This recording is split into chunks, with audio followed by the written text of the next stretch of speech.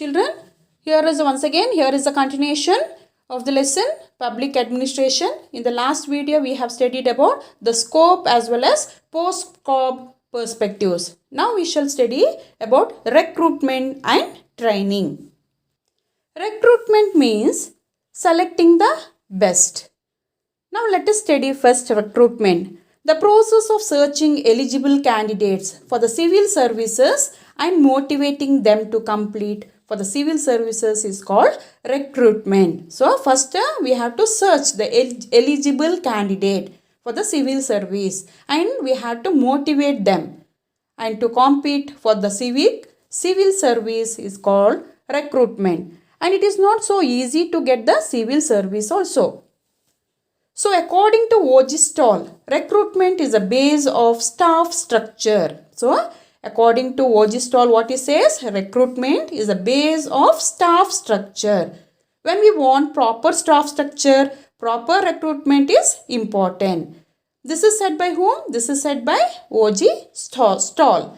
We can conclude this: if an efficient, honest and eligible person is selected to civil service, the person delivers good public service.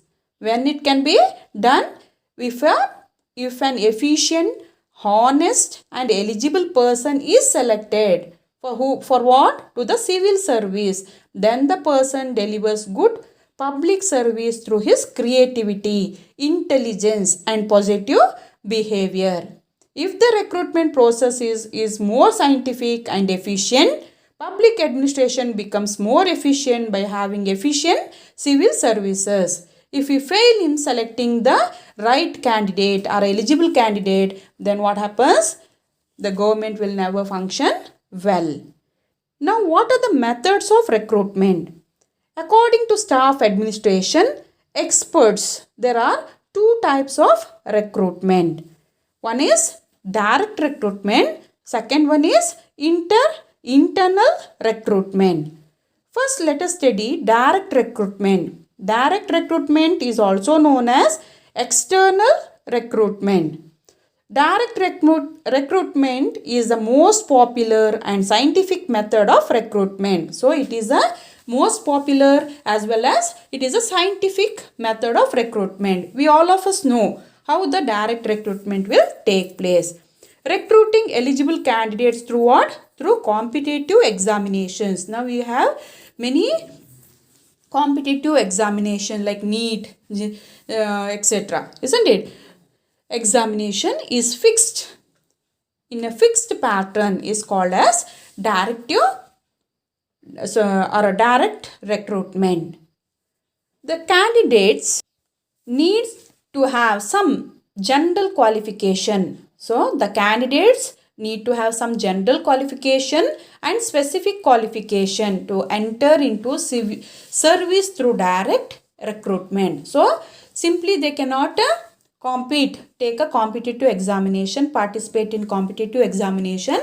Before that, they need to have some general qualification and specific qualification to enter the service through direct recruitment. Second one, international recruitment. Selecting the eligible in-service personnel to higher position is called as internal recruitment. So, selecting the eligible when they are in service personnel as they are doing the service to the higher position is called as international recruitment. This means from one level they will be moving to the next level, that is to the higher level. Most of the countries have adopted this. So nowadays most of the countries have adopted this method. India too has adopted this method of recruitment, which is called as internal recruitment.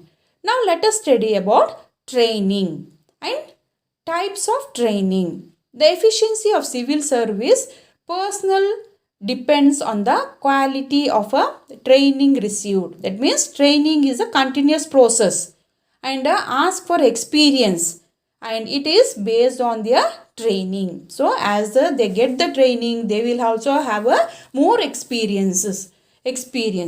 As modern administrative functions are complex in nature, the personnel need to undergo proper training to know and manage the administrative functions. Only through proper training, the personnel can gain the necessary knowledge to perform. Only if you get a proper training for a particular skill or particular department, then only the person can give or gain the necessary knowledge to perform.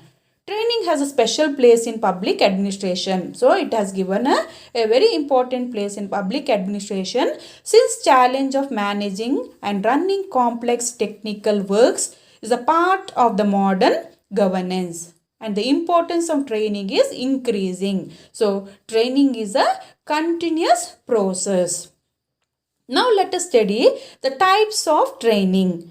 Training is divided into are based on the methods, duration, level of training, aim of training, and institution providing the training.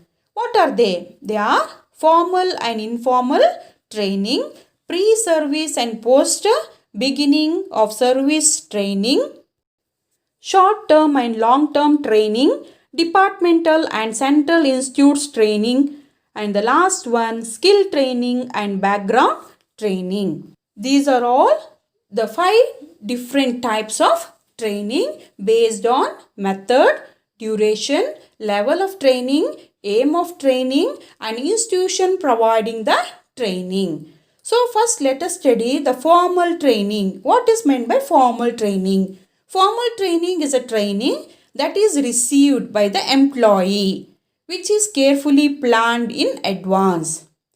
This training is provided under the supervision of the experts.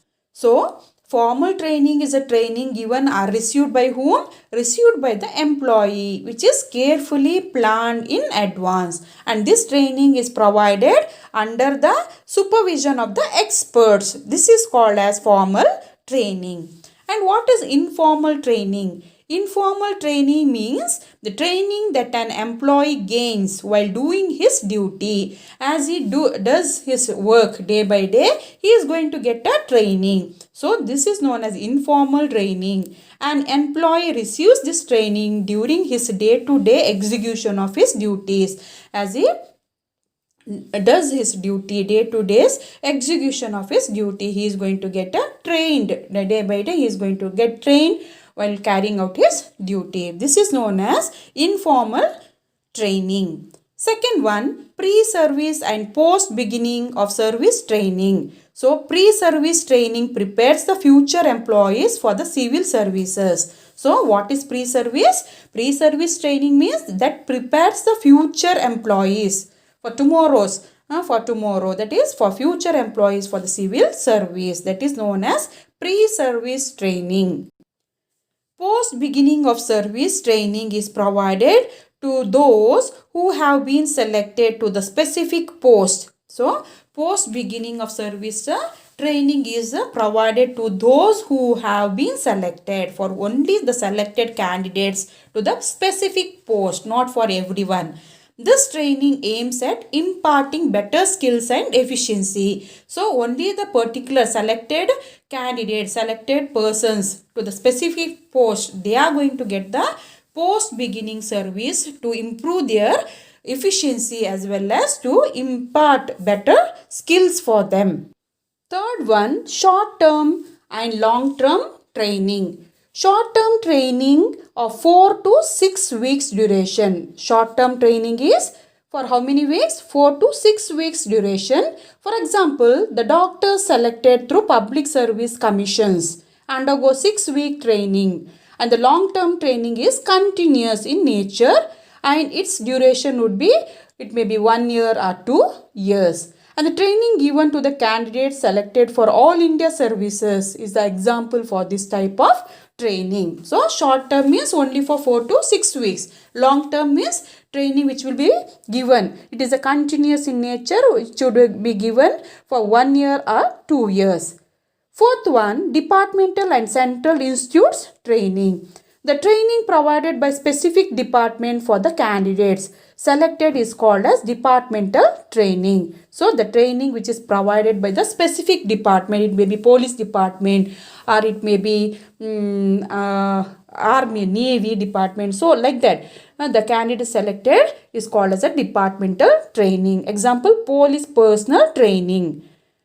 Training provided by central government institution is called as Central Institute training. The training provided by the central government institution is called as Central Institute training. Like training provided by Bahadur Shastri National Administrative Institute in machineries.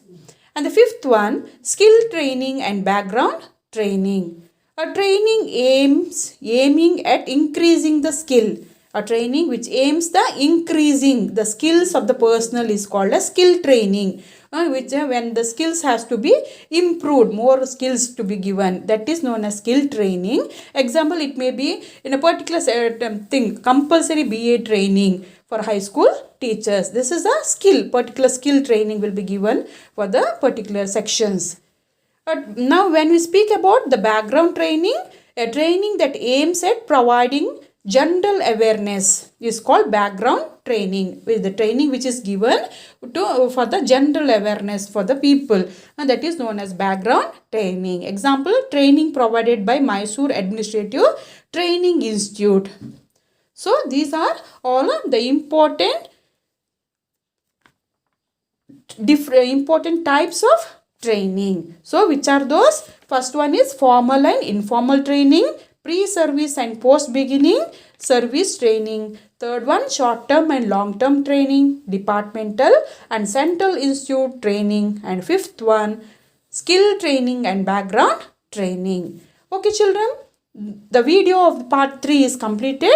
I hope you have understood this explanation. We shall continue the rest of the part in the next video. Thank you.